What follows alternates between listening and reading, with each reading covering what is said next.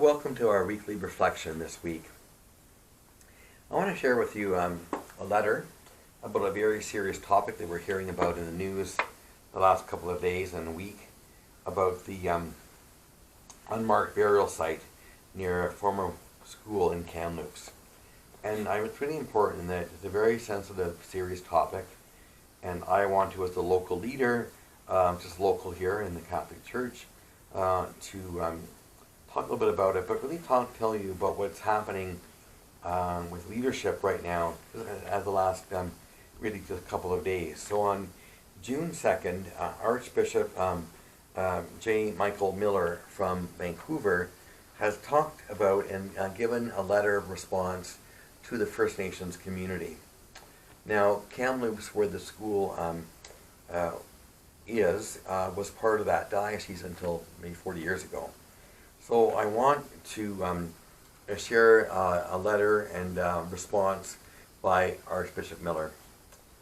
On June 2nd, he announced a plan to offer increased support and transparency to First Nations people in the wake of the discovery of an unmarked burial site near the former residential school in Kamloops.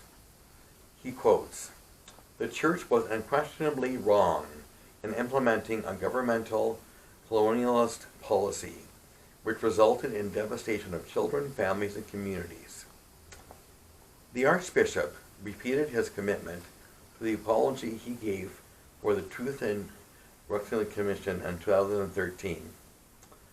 He says again, "I wish to apologize sincerely and profoundly to survivors and families, as well as to all those who subsequently were affected, for the anguish caused by the deplorable conduct of those Catholics who perpetuated mistreatment of any kind in these residential schools," adding that apologies must be followed with concrete actions. Today, June 2nd, he committed 5 steps to support First Nations people and those affected. These are the 5 steps. Number 1, being fully transparent with the Archdiocesan archives and records regarding all residential schools and encouraging other Catholic and governmental organizations to do likewise. Offering and supporting mental health support and counseling for people of loved ones who may have been buried at the Kamloops site. Offering assistance with professional and technological support to help the First Nation community in Kamloops and anyone affected to honor, to retrieve, and remember their children in whatever way they choose. Committing and supporting the same for all nations where Catholic-run schools were located within the historical bounds of their area of Vancouver. And number 5, renewing efforts to listen to First Nations people about how best to walk together along the path of justice. Archbishop Miller is saying to us and responding that as a Catholic faith we have to be responsible. Each time new evidence of a tragedy is revealed or another victim comes forward, countless wounds are reopened. And I know that you experience renewed suffering. He said, on my reflection, and most of us, it's a terrible tragedy, a terrible thing that's been discovered. And as Archbishop Miller says, that we have to keep listening and have concrete actions, as he's suggesting and implementing. He says again, "We recognize that there is so much work to remain to be done, yet we hope that if we persevere in these commitments with humility, we can restore the trust among us that will bring healing.